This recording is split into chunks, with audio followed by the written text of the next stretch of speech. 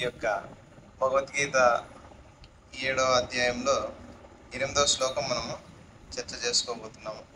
ప్రభుపాదుల వారు ఏమైతే చెప్పింటే లెక్చర్లో దాన్ని విని మీకు యథావిధంగా బోధించబోతున్నాము. నా సొంత మాటలు అయితే ఏం కాదు. కాబట్టి దయచేసి మళ్ళీ దీని తర్వాత మామ ఏమన్నా దీంట్లో ఉన్నటువంటి మంచి ముఖ్యమైన విషయాల్ని మీకు తెలియజేయగలుగుతారు. మనమంతా కలుసుకొని నాకు ఎంతవరకు అవగతమైందో దాన్ని మీ అందరితో షేర్ చేసుకుంటున్నాను. రసోహమప్సు కౌంతేయ ప్రభాస్మి శశి సూర్యయో ప్రభాస్మి శశి సూర్యయో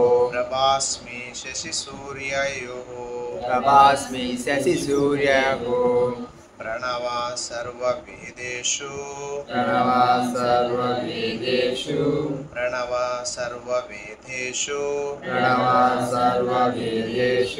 శబ్దకే పౌరుషం ఋషు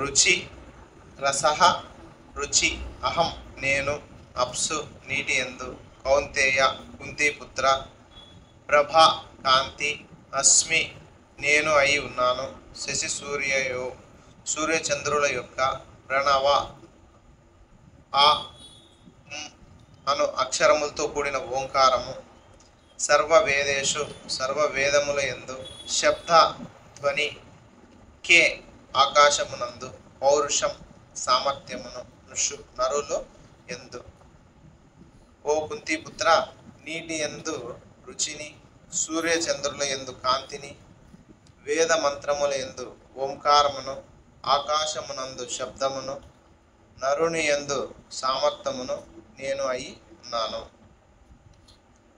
భౌతికము మరియు ఆధ్యాత్మికములనేది తన వైవిధ్య శక్తులచే శ్రీకృష్ణ భగవానుడు ఏ విధంగా సర్వవ్యాపి అయి ఇండునో ఈ శ్లోకము వివరించుచున్నది.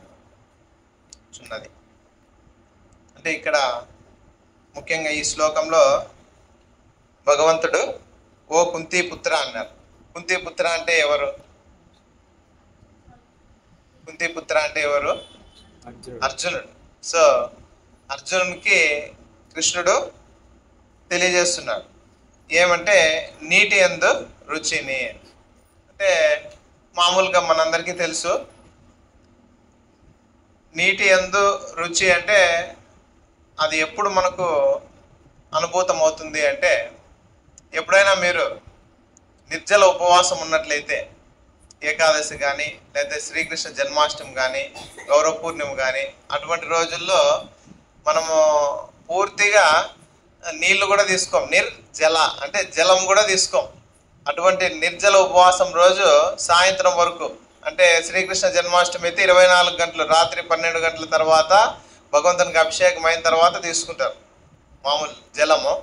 గౌరవ పూర్ణిమ అయితే సాయంత్రము చంద్రుడు ఆవిర్భవించే ముందుగా అప్పుడు తీసుకుంటారు సాయంత్రం వరకు. అట్లా నిర్జల ఉపవాసం ఉన్నప్పుడు నీళ్లు ఎప్పుడు గుర్తుకొస్తూనే ఉంటాయి. ఎవరైనా నీళ్లు తాగుతా అంటే మనకు దాన్ని చూస్తేనే ఆనందం అవుతా ఉంటుంది. ఎప్పుడెప్పుడు నీళ్ళు తీసుకుందాం పళ్ళ రసాలు తీసుకుంటారు. దాన్ని చూసినప్పుడు కూడా స్వీకరిద్దాము మనం తీసుకుందామని ఆ విధంగా ఎంతో మనకు కుతూహలం కలుగుతాడు. తీసుకోవాలి ఎప్పుడెప్పుడు ఆ నీళ్ళని చూస్తేనే అంత ఆనందం అవుతాడు. సో అటువంటప్పుడు మనం ఎప్పుడైతే ఉపవాసం ఉండి ఇంకా ఉపవాసం అయిపోయే ముందుగా ఎప్పుడైతే ఇంక 24 గంటలు అయిపోయిన జన్మాష్టమి రోజు అప్పుడు మనం నీళ్లు తీసుకుంటే ఆ ఆనందం ఎటువంటిదో ఒక్కసారి మీరు గమనించవచ్చు. ఎందుకంటే అంత మీరే చూడండి, ఇది ఒక చిన్న ఎగ్జాంపుల్ అంతే. మనము వేసవిలో కూడా అంతే, ఎండాకాలంలో చాలా ఎండకు బయటకు అంతా వెళ్ళేసి వచ్చింటాం. దాహం అయితే అంటుంది.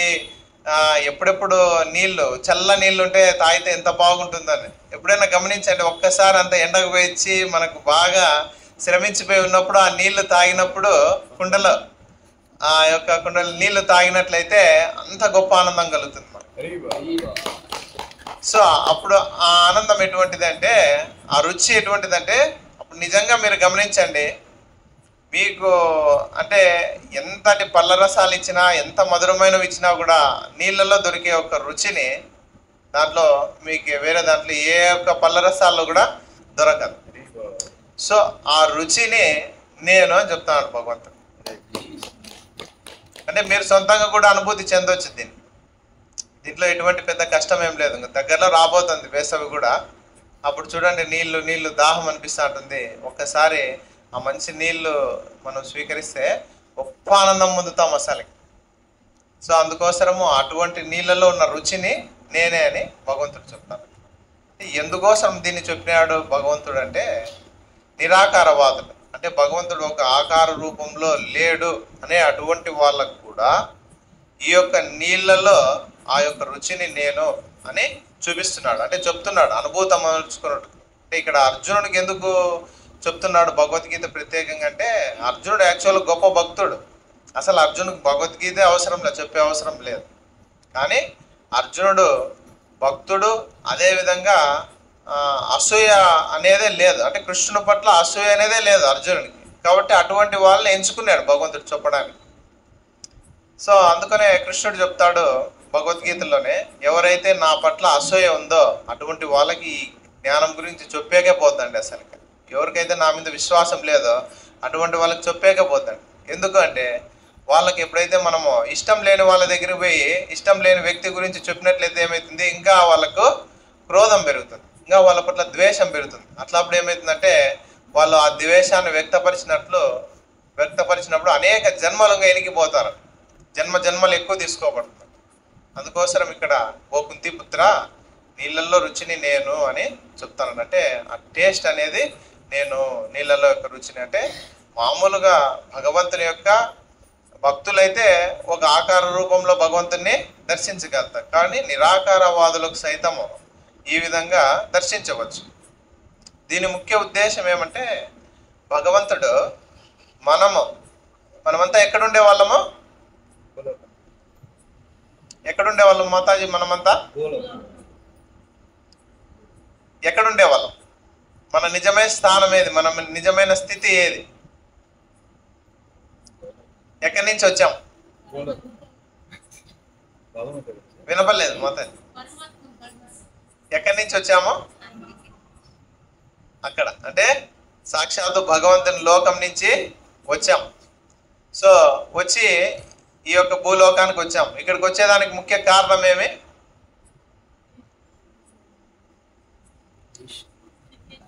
ఎందుకు వచ్చాం ఇక్కడికి?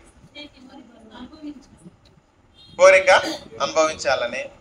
సో అనేకమైన కోరికలు ఉన్నాయి కాబట్టి మనకు ఆ కోరికలన్నీ తీర్చుకునే దానికోసం భగవంతుడు ఏం చేసినాడంటే ఒక మంచి ప్రపంచాన్ని ఇచ్చి, దాంట్లో మనకి ఏ వస్తువులు, భోగ వస్తువులు ఏమైతే ఎంజాయ్ చేయాల్సిందో అటువంటి వస్తువులన్నీ ఇచ్చి, ఇప్పుడు చిన్నపిల్లవానికి ఆడుకోవాలని ఇష్టం ఉంది, ఆడుకునేకి ప్లే గ్రౌండ్ కొట్టి పంపిస్తే సరిపోతుందా?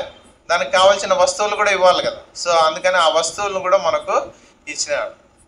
సో ఇప్పుడు మనం ఏం చేయాలంటే, ఇక్కడికి మనం ఎందుకు వచ్చినామో, ఎక్కడి నుంచి వచ్చామో, ఎక్కడికి వెళ్ళాలి, మనం చేయాల్సింది, మన గమ్యస్థానాన్ని ఎట్లా ఏ విధంగా చేరుకోవాలి అని తెలిసే దానికోసం భగవంతుడు ఏం చేసినాడంటే మన కోసము ఈ యొక్క గీత రూపంలో, గురువుల రూపంలో, నెక్స్ట్ అర్చా విగ్రహ రూపంలో ఈ విధంగా మనకు వచ్చి భగవంతుడు తానే సొంతంగా వచ్చి చెప్పాడు భగవద్గీత అంతా. పక్కనే ఉన్నారంట, కృష్ణుడు పక్కనే ఉన్నప్పటికీ కూడా వాళ్ళు ఎవరు పట్టించుకోలేదంట కృష్ణుడిని, సామాన్య మానవుడు అనుకున్నారు. అందుకనే భగవంతుడు చెప్తున్నాడు, నేను మూఢులకు, నరాధములకు, అసురీ భావం కలిగినటువంటి వాళ్లకు, మాయ చేత జ్ఞానం హరింపబడిన వాళ్ళకి నేను ఎప్పుడూ అర్థం కాను అని చెప్పినాడు. అందుకోసము మన చైతన్యాన్ని పవిత్రం చేసుకునేందుకోసము ప్రతి చోట కృష్ణుని దర్శించే దానికోసం భగవంతుడు ఏం చేసినాడంటే ఇట్లా నీళ్ళల్లో రుచిని నేను అని చెప్తున్నాడు. మళ్ళీ అదేవిధంగా సూర్య చంద్రుల ఎందు కాంతిని, వేద మంత్రాల యందు ఓంకారాన్ని, ఆకాశం నందు శబ్దాన్ని, నరుని యందు సామర్థ్యము నేనే అయి ఉన్నాను. సో సూర్య చంద్రుల యందు కాంతిని కూడా నేనే అని చెప్తున్నాను. సో మనం చూడొచ్చు, సూర్యుని ఎవరైనా మనం చూడగలుగుతామా ప్రత్యక్షంగా? సూర్యుని యొక్క కిరణాలను ప్రత్యక్షంగా ఫోర్స్గా వస్తుంటాయి. ఆ కిరణాలను మనం కొంతసేపు చూడగలుగుతాం, కంటిన్యూగా చూడగలుగుతామా? కానీ ఆ యొక్క కాంతి మనకి ఏమిస్తుంది?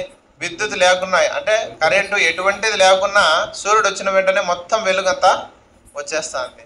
సో ఆ వెలుగు రూపంలో కూడా మనం భగవంతుని దర్శించవచ్చు. సో ఉత్త సూర్యుడే ఉన్నట్లయితే మళ్ళీ మనకి చల్లదనం ఏ విధంగా వస్తుంది?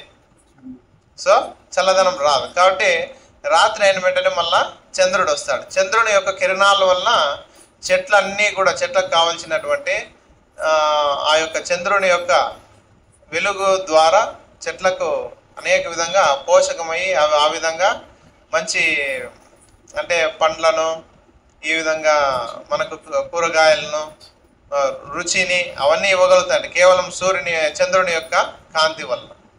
సో అందుకోసం ఈ యొక్క వెలుగును కూడా నేనే అని చెప్తున్నాను. సో ఇంతకుముందు ప్రభు వాళ్ళు చెప్పిరి, మనం ఎగ్జాంపుల్కి ఒక జేసీబీని కనుక్కున్నట్లయితే ఆ జేసీబీ ద్వారా మన యొక్క బుద్ధి బాగా పనిచేసింది, మనం ఒక మంచి వస్తువుని కనిపెట్టినాం అనుకుంటే ఆ యొక్క సామర్థ్యం అనేది ఎక్కడి నుంచి వచ్చింది? సో జీవుడు ఒక్కడే ఏమైనా చేయగలుగుతాడా? సో భగవంతుడు ఏమైతే జ్ఞానం ఇస్తాడో ఆ జ్ఞానం ద్వారానే ఆ వ్యక్తి ఒక వస్తువుని తయారు చేయొచ్చు. సో అందుకోసము నరులో యందు సామర్థ్యం కూడా నేనే అని చెప్తున్నాడు భగవంతుడు. సో ఈ విధంగా వివిధ శక్తుల ద్వారా భగవానుడు తొలత దర్శింపబడి నిరాకార రూపముకు అనుభవముకు వచ్చును. సో అందుకోసము మనకు రుచి అనేది చాలా ముఖ్యమైనది. సో మనం గమనించినట్లయితే చూడండి, మీరు ఒక మంచి ఆహార పదార్థాన్ని తయారు చేసుకొని ఆ ఆహార పదార్థంలో ఉప్పు లేకపోతే ఏమవుతుంది? మంచి ఆహార పదార్థం తయారు చేసుకొని ఉప్పు లేకపోతే మనకు ఆ రుచి ఉంటుందా? సో అందుకోసము మనకు ఉప్పు అనేది లేకపోతే ఎటువంటి ఆహార పదార్థం కూడా మనకు రుచించదు. సో అందుకోసము ఆ రుచి అంటే ఆ రుచి అనేదే భగవంతుడు కృష్ణుడు. అంటే కృష్ణుడితో ఉన్నట్లయితేనే, కృష్ణునితో కలిసి మనం జీవిస్తేనే మనము ఎంతో ఆనందంగా ఉండగలుగుతాం. సో అందుకోసము ప్రభుపాదుల వారు మనకి ఏం చెప్తున్నారంటే ఈ శ్లోకం ముఖ్యంగా ప్రతి ఒక్కరూ ప్రతి చోట కూడా కృష్ణుడిని దర్శించాలండి. ఈ విధంగా నీళ్లు తాగినప్పుడు కృష్ణుడిని ఈ యొక్క ఆ రుచి ద్వారా ఇక్కడ కూడా కృష్ణుడు ఉన్నాడని తెలుసుకోవాలి. సూర్యుని చూసినప్పుడు, సూర్యుని వెలుగుని చూసినప్పుడు ఈ వెలుగు కూడా కృష్ణుడే అని గమనించాలంట. నెక్స్ట్ ఒకవేళ ఒక నరుడులో యొక్క సామర్థ్యాన్ని నేనే అంటున్నాడు కాబట్టి ఒక వ్యక్తి ఎవరైనా గొప్ప కార్యం చేసినాడంటే ఆ కార్యంలో కూడా భగవంతుడి యొక్క కృప లేని ఆయన ఏమీ చేయలేడు కదా. ఇప్పుడు చూడండి, బ్రహ్మ అటువంటి వాడు ఇంత గొప్ప సృష్టిని సృష్టించాడంటే ఆ యొక్క సృష్టి వెనుక ఎవరున్నారు? ఒక బ్రహ్మ మాత్రమే తయారు చేయగలిగినాడు అన్నిటిని అంటే లేదు, దాని వెనుక మళ్ళీ భగవంతుడు ఉన్నాడు. కాబట్టి ప్రతి చోట భగవంతుడు ఉన్నాడు. సో అందుకోసం మనము భగవంతుడిని 24 గంటలు గుర్తుపెట్టుకోవాలి. ప్రభుపాదుల వారు మనకి అదే చెప్తున్నారు. ఏమంటే మీరు చిన్న ఐఏఎస్ ఎగ్జామ్ పాస్ కావాలంటేనే ఎంత కష్టపడాలో చెప్పండి. ఒకసారి గమనించండి ప్రాక్టికల్గా. ఒక కలెక్టర్ కావాలంటేనే ఎన్ని గంటలో శ్రమిస్తే దాని గురించి ఎంతో కాన్సన్ట్రేషన్ పెడితేనే మీరు ఐఏఎస్ ఎగ్జామ్ పాస్ కాగలుగుతారు. అట్లాంటి దేవాదేవుని యొక్క లోకానికి పోవాలంటే దాని వెనుక ఎంత అవసరం గమనించండి ఒకసారి. సో శ్రీకృష్ణ భగవానుడి దివ్యధామం గోలోక్ బృందావనం చిన్న ఐఏఎస్ ఎగ్జామ్ పాస్ కావాలంటేనే చాలా కష్టతరమైనటువంటిది. మనం ఇక్కడ ఉన్నటువంటి వ్యక్తులం గోలోక్ బృందావనం పోవాలంటే దానికోసం మనం చేయాల్సిన ఎఫర్ట్స్ కూడా పెట్టాలి కదా. సో అందుకోసము ప్రతి ఒక్కరికి సాధ్యమవుతుందట ప్రభుపాదుల వారు. కాకపోతే మీరు స్థిర నిశ్చయంతో ఒక గురువుని తప్పకుండా ఆశ్రయించి గురువు చెప్పినటువంటి జ్ఞానాన్ని తప్పకుండా విని ఆ జ్ఞానాన్ని అందరూ కూడా తూచా తప్పకుండా ఆచరించాలి. సో అప్పుడు మాత్రమే మనము భగవంతుడిని చేరుకోగలుగుతాము. అందుకోసము శృణ్వత స్వకత కృష్ణ పుణ్య శ్రవణ కీర్తనం. స్వకత అంటే ఎవరి కథ వినాలంట అంటే భగవంతుని యొక్క కథ వినాలి.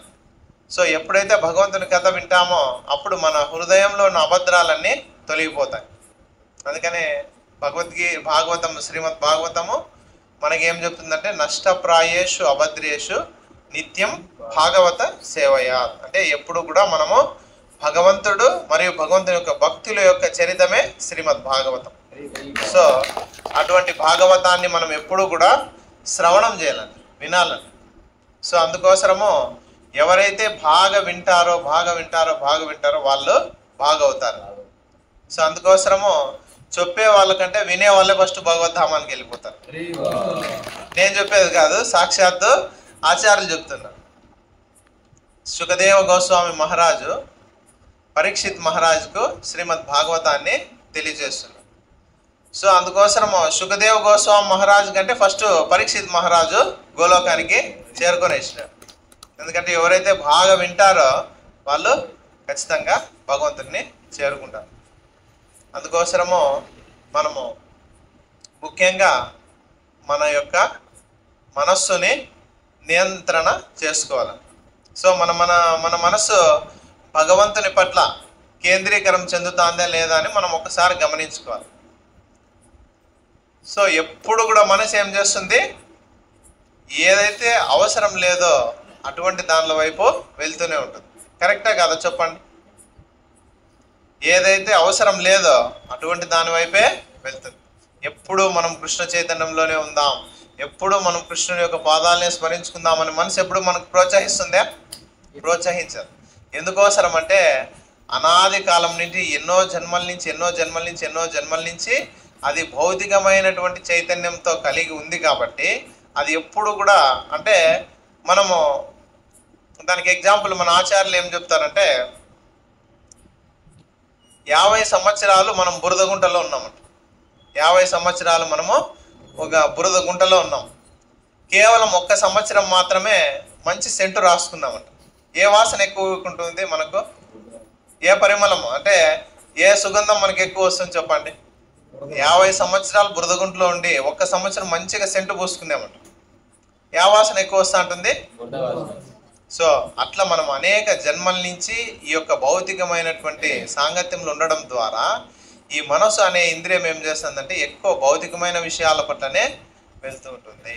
కాబట్టి అందుకోసము మనము ఈ యొక్క మనసును మంచిగా అంటే పవిత్రం చెందించాలంటే తప్పనిసరిగా భగవంతుని స్మరించాలంట. తప్పనిసరిగా భగవంతుని స్మరిస్తూనే ఉండాలంట ప్రతి పనిలో. అందుకనే భగవంతుడు ఏం చెప్పినాడంటే నన్ను స్మరిస్తూ యుద్ధం చేయన్నాడు అర్జునుడు. నువ్వు యుద్ధం చేసేటప్పుడు కూడా నన్ను స్మరించు అంటే మన యుద్ధం ఏమి? మన ఈ యొక్క భౌతిక ప్రపంచంలో మన కార్యాలు కానీ మన పనులు కానీ ఏవైతే ఉన్నాయో అవి చేసుకుంటూ మనము హరిని స్మరిస్తూ ఉండాలని. హరే కృష్ణ కృష్ణ కృష్ణ హరే హరే, హరే రామ రామ రామ హరే. మాతాజీలు అయితే మీ పనులు చేసుకుంటూ సేవలు చేసుకుంటూ అంటే ఇంట్లో మీ కార్యాలు ఉంటాయి, వంట పాత్రలు శుభ్రం చేసుకోవడము, లేకపోతే ఇల్లు శుభ్రం చేసుకోవడము, అట్లాదప్పుడు కూడా బట్టలు ఉతకడం, ఈ విధంగా కూడా మనము భగవంతుని నామం స్మరణ చేసుకుంటూ మన పనులు చేసుకోవచ్చు. ప్రభువులు అయితే మన ఏమైతే మన వృత్తి ఉందో ఆ వృత్తి చేసుకునేటప్పుడు మనం భగవంతుని స్మరించుకుంటూ మన కార్యాలను చేసుకోవాల. అందుకోసం చూడండి భగవంతుడు ఏం చెప్పాడంటే ఆల్రెడీ 9వ అధ్యాయంలో చెప్పినాడు, మన్మన అని చెప్పాడు. మన్మనా భవ మద్భక్తో మధ్యాజిమాం నమస్కూరు అని చెప్పాడు. సేమ్ ఇదే శ్లోకమే మళ్ళీ 18th చాప్టర్లో 18వ అధ్యాయంలో మళ్ళా మన్మనా భవ మద్భక్తో అంటే నీ మనసు ఎల్లప్పుడూ నా మీద లగ్నం చేయుము, భవ మద్భక్తు నా భక్తుడవుము, మధ్యాజిమాం నన్ను అర్చింపుము, మళ్ళా నమస్కురు నాకు నమస్కారము సమర్పించుము. సో 9వ అధ్యాయంలో చెప్పాడు, మళ్ళా 18వ అధ్యాయంలో మళ్ళీ గుర్తు చేస్తున్నాడు. తప్పకోకుండా మీరందరూ మీ మనసును నా మీద లగ్నం చేయండి, నా భక్తుడు కండి, నాకు నమస్కారం చేయండి, నన్ను అర్చించండి. ఈ విధంగా మీరు తప్పకుండా నన్ను చేరుతారు, నేను ప్రమాణం చేస్తున్నాను. సో భగవంతునికి ప్రమాణం చేసేంత అవసరం ఏమన్నా ఉందో చెప్పండి అమ్మ. అసలు మనం గురించి పట్టించుకోవాల్సిన అవసరమే లే. భగవంతుడు తానందుకు తాను హ్యాపీగా గోలోకంలో నృత్యం చేసుకుంటే ఆడ మహా భక్తులందరూ ఉన్నారు, కీర్తించే వాళ్ళు, నృత్యం చేసేవాళ్ళు, ప్లస్ గానం చేసేవాళ్ళు, సేవించేవాళ్ళు, ఏది కావాలంటే అది అందించే వాళ్ళంతా ఉన్నారు. సో కృష్ణుడు అంటే ఎప్పుడు ఆనందంగా ఉండేవాడు, ఎప్పుడు ఎంజాయ్ అంటే అనుభవించేవాడు. సో మనట్లా వాళ్ళ కోసం మళ్ళా భూప్రపంచానికి రావడం ఎందుకు, మళ్ళీ ఇక్కడికి వచ్చి భగవద్గీత ఇవ్వడం ఎందుకు, ఇంతమంది భక్తుల్ని పంపించడం ఎందుకు? ఆయన యొక్క ముఖ్య కోరిక ఏమంటే మనందరూ మళ్ళీ అక్కడికి చేరుకోవాలని ఆయన ముఖ్య కోరిక. సో అందుకోసము భగవంతుడే స్వయంగా వచ్చి మనకి ఈ యొక్క భగవద్గీత అంతా అందించాడు. సో అందుకోసము మనం చాలా శ్రద్ధ వహించాలి. ఎందుకంటే మనము శ్రద్ధ వహించలేదంటే మన మనస్సు నెక్స్ట్ జన్మకు కారణమవుతుందంట. కేవలం ఒక మనస్సు మళ్ళీ నెక్స్ట్ ఎన్నో జన్మలకు కారణమవుతుందంట. ఒక మనస్సు ఎప్పుడైతే స్త్రీని స్మరిస్తూ ఉన్నాడు అనుకోండి, మళ్ళీ వాళ్ళకి ఏ జన్మ వస్తుంది? ఒక స్త్రీ పురుషుణ్ణి స్మరిస్తూ ఉన్నాడంటే వాళ్ళకి ఏ జన్మ వస్తుంది? పురుష జన్మ. సో 100% ఇది వాస్తవం.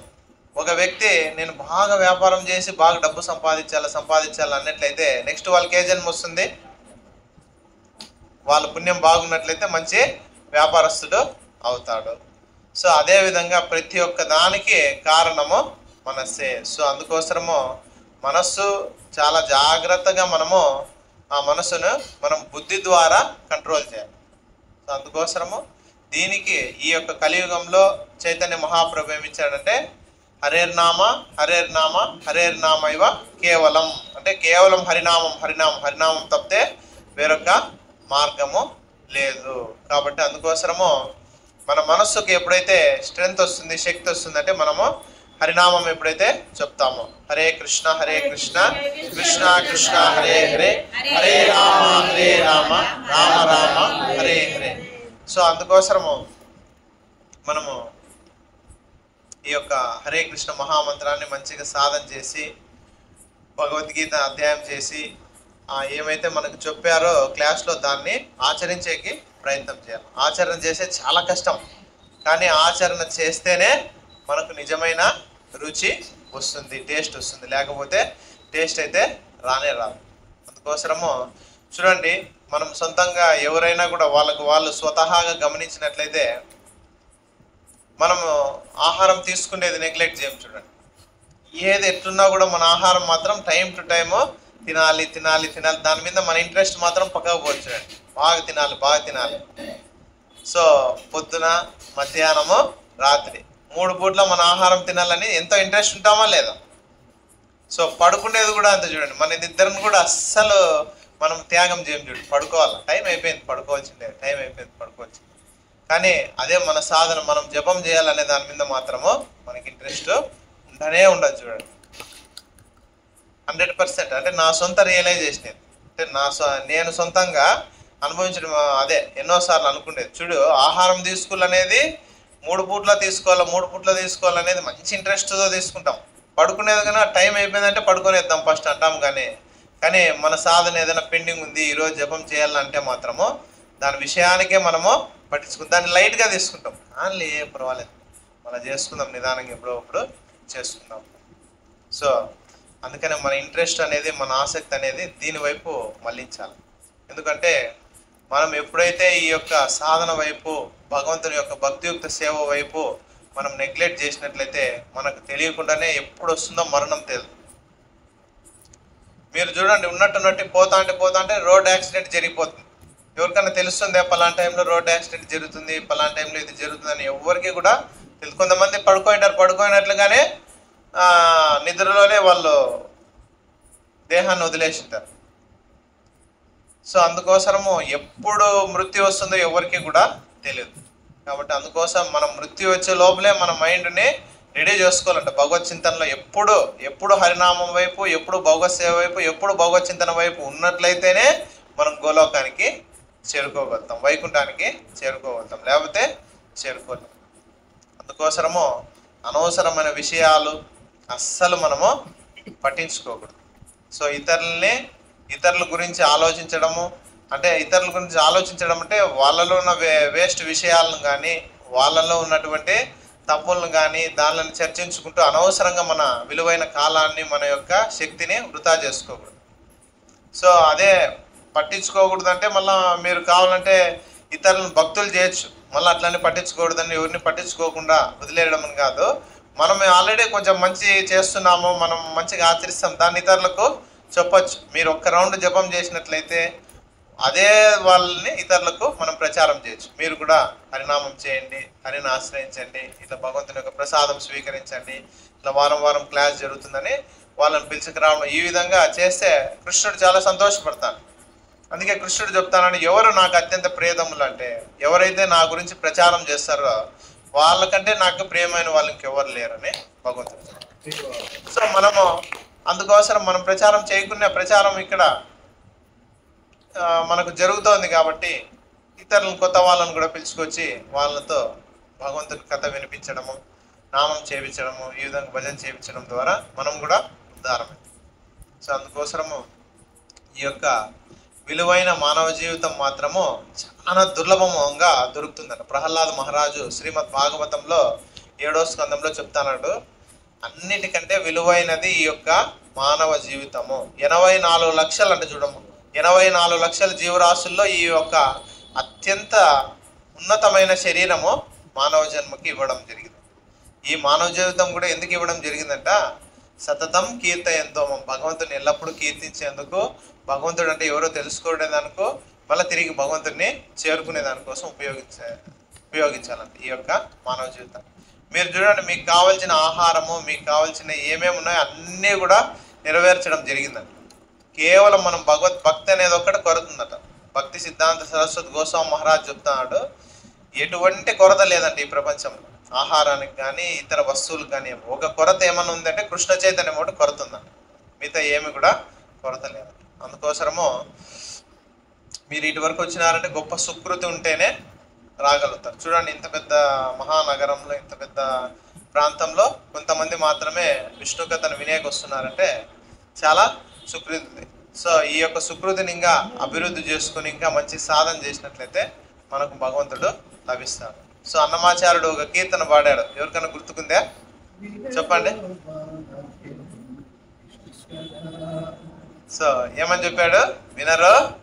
భాగ్యం అంట, మామూలు కాదు, భాగ్యం. ఇది చాలా భాగ్యం, విష్ణు కథను వినడం చాలా భాగ్యం. మనం కేవలము మన చెవులు వినడం ద్వారా మనము భగవంతుని పొందొచ్చు.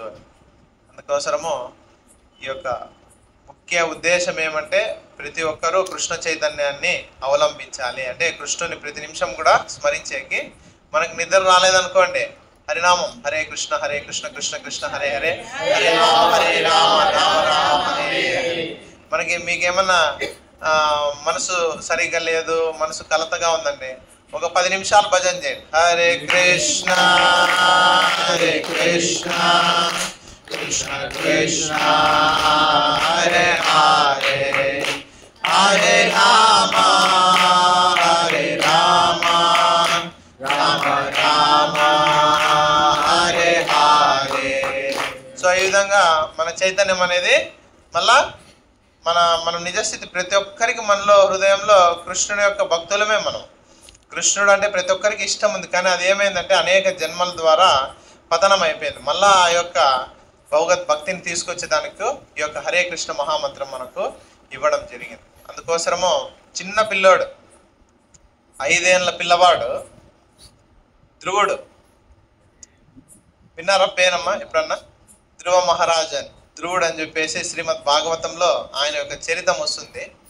సో 5 ఏళ్ళ పిల్లవాడు, వాళ్ళ తండ్రి ఉత్తానపాదుడు అనే మహారాజు ఆయన తొడ మీద ఆయన కూర్చునేకి వెళ్తే వాళ్ళ పినతల్లి ఆ పిల్లవాడిని ధ్రువుని తిరస్కరించింది. నువ్వు కూర్చునేదానికి అర్హత లేదు, నువ్వు ఒకవేళ నా కడుపున జన్మించింటే నువ్వు ఇక్కడ కూర్చునేదానికి అర్హత పొందుతా ఉంటుంది, కాబట్టి నువ్వు కూర్చునేదానికి నీకు అర్హత లేదని పంపిస్తుంది. సో ధ్రువుడు ఏం చేస్తా అంటే వాళ్ళ అమ్మ దగ్గరికి పోయి, అమ్మ ఈ విధంగా కూర్చునేకి వెళ్తే పినతల్లి నన్ను తిరస్కరించింది, నేను మా తండ్రి యొక్క తొడ మీద కూర్చోవాలంటే నేనేం చేయాలంటే వాళ్ళ అమ్మ ఏం చెప్తుందంటే, నువ్వు విష్ణువుని ఆశ్రయం పొందు. సో విష్ణు ఆశ్రయం పొంది విష్ణువుని నువ్వు వేడుక తప్పుకోకుండా విష్ణువు నీకు ఇచ్చినట్లయితే నువ్వు అక్కడ కూర్చునేదానికి అర్హత పొందుతావంటే, సరే విష్ణువు ఎక్కడుంటాడు అంటే విష్ణువు వైకుంఠంలో ఉంటాడు. సో విష్ణువు కోసం, విష్ణువుని పొందాలంటే ఏం చేయాలంటే తపస్సు చేయాలని. సో అప్పుడు తపస్సు చేయాలనేసి ఆయన అడవికి వెళ్తాడు. సో అడవికి వెళ్తే ఒకసారి నారదుడు వస్తూ ఉంటాడు. ఏనైనా చిన్న పిల్లవాడు ఎక్కడికి వెళ్తున్నావంటే అడవికి వెళ్తున్నాను అంటాడు. సో ఇంత చిన్న పిల్లవాడు నువ్వు అడవికి వెళ్తే అక్కడ కీకారణ్యం అంటే అక్కడ మృగాలు అంటే పులులు, సింహాలు ఎన్నో ఉంటాయి, విష పురుగులు ఉంటాయి, అందులో ఎటువంటి వెలుగు ఉండదు, అటువంటి ప్రదేశానికి ఎందుకు పోతున్నావు, చిన్న పిల్లవాడు కదా నువ్వు అంటే, అప్పుడు లేదు నేను తప్పుకోకుండా విష్ణువుని పొందాలి అని చెప్పేసి పోతాను.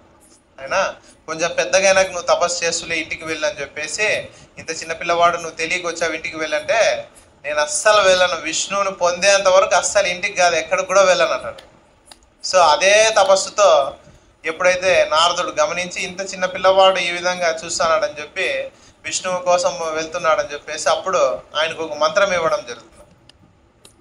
ఓం నమో భగవతే వాసుదేవాయ. సో ఈ మంత్రాన్ని జపం చేయని చెప్తాను. సో చెప్పి అదే విధంగా మార్గాన్ని గురించి చూపిస్తాడు గురువు కాబట్టి నారదుడు. ఈ విధంగా వెళ్ళినట్లయితే ఇక్కడ మధువనం అని ఉంటుంది, ఈ మధువనం పోయి నువ్వు తప్పుకోకుండా తపస్సు చేసినట్లయితే సాక్షాత్తు భగవంతుని యొక్క దర్శనం నీకు కలుగుతుందండి. 5 ఏళ్ళ పిల్లవాడు అంట చూడు, అస్సలు ఇంటికి పోయే ప్రసక్తే లేదని అంట, ఖచ్చితంగా విష్ణువుని పొందాల్సిందేదే అని. పొందేంతవరకు ఎక్కడికి నీళ్ళు కూడా తాగని, లాస్ట్ గాలిని కూడా వదిలేస్తాడు. ఈ విధంగా మధువనం పోయేసి ఫస్ట్ అడవికి వెళ్ళిన వెంటనే కందమూలాలు తిన్నాడు. అంటే మామూలు మనం ఏకాదశి అప్పుడు తింటాం కదా పండ్లు అంట, ఇట్లా అడవిలో ఏం జరిగితే కోతులు ఇవన్నీ తింటుంటాయి, అటువంటి ఆహారం తిని ఉన్నాడు. మళ్ళీ దాని తర్వాత నెక్స్ట్ ఏం చేశాడంటే ఆకులు మాత్రమే తీసుకున్నాడు. మళ్ళీ అదైన తర్వాత నెక్స్ట్ నీళ్ళను మాత్రమే తీసుకున్నాడు. సో క్రమేపీ నీళ్ళను కూడా వదిలేసి గాలిని మాత్రమే పెంచాడు. లాస్ట్కి ఏమైందంటే గాలిని కూడా వదిలేసినాడు. గాలిని కూడా వదిలేసి ఓం నమో భగవతే వాసుదేవాయ, ఓం నమో భగవతే వాసుదేవ, ఓం నమో భగవతే వాసుదేవాయ అని ఎప్పుడైతే ఆయన తపస్సు చేస్తుంటే ఆయన యొక్క తపస్సుకు భూమి కూడా కంపించిపోతుందంట. అసలు దేవతలందరూ వెళ్ళి నాయన చిన్న బాలుడు తపస్సు చేస్తున్నాడు ఆయన అనుగ్రహించని మొత్తం అందరూ కూడా చెప్పిన వెంటనే విష్ణు ఆ యొక్క చిన్న పిల్లోని యొక్క తపస్సు చూసి వెంటనే గరుడ వాహనం మీద మధువనంలో భగవంతుడు ప్రత్యక్షంగా ధ్రువునికి దర్శనమిచ్చి తన శంఖంతో ఆశీర్వాదం ఇస్తాడు. సో ఎప్పుడైతే ఆయన కోరి వెళ్ళాడు తండ్రి యొక్క తొడ మీద కూర్చోవాలని చెప్పేసి, కానీ విష్ణు దర్శనం వేళకే తన కోరికలను, భౌతికమైన కోరికలని మర్చిపోయినాడు. నాకు ఏమొద్దు స్వామి, నేను అసలు నీ దర్శనము ఇంత శుభకరం అని చెప్పేసి భగవంతుని యొక్క ఆ సుందరమైన దర్శనము కలిగాలికే సమస్త భౌతిక కోరికలు కూడా వదిలేసినాడు. లాస్ట్ భగవంతుడే నాయన నీ కోసం నువ్వు రాజ్యం వెళ్ళేందుకోసం నీ కోసం ఒక నక్షత్రం వేస్తా, ధ్రువ నక్షత్రం తీసుకున్నా కూడా నాకేమొద్దు స్వామి, కేవలం నీ యొక్క పాదపద్మముల యొక్క భక్తి కావాలని కోరుకుంటాను. 5 ఏళ్ళ పిల్లవాడు ఎటువంటి పరిస్థితుల్లో నేను వెళ్ళను విష్ణువుని పొందేంతవరకు వెళ్ళను అని. సో ఈ విధంగా మనము గొప్ప దృఢ నిశ్చయం కలిగినట్లయితే తప్పుకోకుండా భగవంతుడిని పొందగలుగుతాం. అందుకోసము దానికి ఇంకా మామూలు సాధన ప్రాసెస్ అంతా ఉంది. ఆదో శ్రద్ధ, ఫస్ట్ శ్రద్ధ కావాలా అంటే భగవంతుడు అంటే నమ్మకము, విశ్వాసము. నెక్స్ట్ సాధు సంఘ, ఇక్కడికి ఈ యొక్క ప్రదేశానికి వచ్చే సత్సంగాన్ని వినాలి సాధు సంఘ. నెక్స్ట్ భజన క్రియ, అంటే ఈ విధంగా ఇక్కడ మనకు గురువు ఏమైతే చెప్తాడో శిక్షా గురువు ఆ యొక్క జపమాలను ప్రతిరోజు శ్రద్ధగా జపం చేయడం. హరే కృష్ణ కృష్ణ కృష్ణ హరే హరే, హరే రామ రామ రామ హరే హరే. నెక్స్ట్ ఈ యొక్క జపం ఎప్పుడైతే చేస్తారో అనర్థ నివృత్తి, అంటే మనలో ఉన్న అనర్థాలన్నీ వెళ్ళిపోతాయి. సో అనర్థ నివృత్తి తర్వాత మనకు ఒక నిష్ట వస్తుంది, తప్పకోకుండా నాకు భగవంతుని యొక్క నామము నేను చేయాలనే ఒక నిష్ట కలుగుతుంది మనకు. దీని ద్వారా మళ్ళా నిష్ట తర్వాత నిష్ట ఆసక్తి అంటే మనం ఇంకా భగవత్ సేవ చేయాలనే ఆసక్తి కలుగుతుంది. దీని ద్వారా మనకు రుచి, అంటే మనం తెలియజేసుకుంటాం కదా ఇంతకుముందు, అంటే నీళ్ళలో యొక్క రుచిని నేను అని. ఈ విధంగా మనకు నిజమైన రుచి, కృష్ణ చైతన్యం పట్ల రుచి ఎప్పుడు వస్తుందంటే ఈ విధంగా మనము ఆచరించినప్పుడు. దాని తర్వాత నెక్స్ట్ ప్రేమ, భావ, ఈ స్థాయికి మనం వెళ్ళగలం. అందుకోసము మంచిగా మీరందరూ కూడా బాగా ఏకాదశి పాటిస్తున్నారు, హరే కృష్ణ మంత్రం జపం చేస్తున్నారు, క్లాస్కి వస్తున్నారు. ఇంకా మంచిగా ఈ యొక్క నామాన్ని జపం చేసి శ్రద్ధగా వెళ్ళినట్లయితే మనము కృష్ణుణ్ణి ఈ యొక్క జన్మలోనే పొందడానికి అవకాశం ఉంటుంది. హరే కృష్ణ.